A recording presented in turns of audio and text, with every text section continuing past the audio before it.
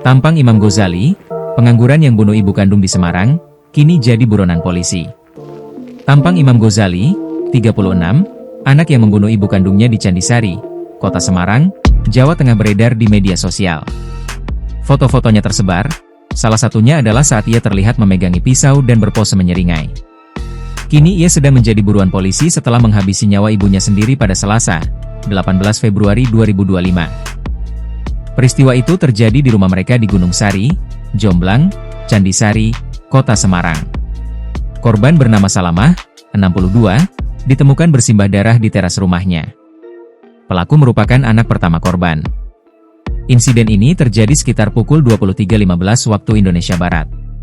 Saat itu, saksi berinisial FAP mendengar suara teriakan minta tolong.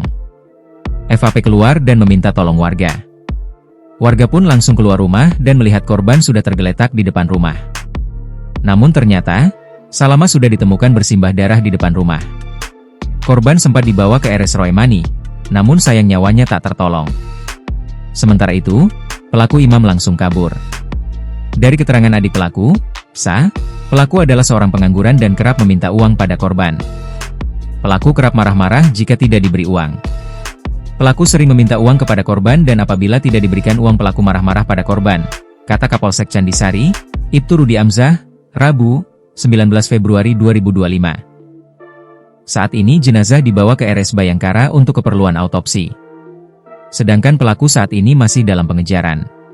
Download Tribun X sekarang, menghadirkan lokal menjadi Indonesia.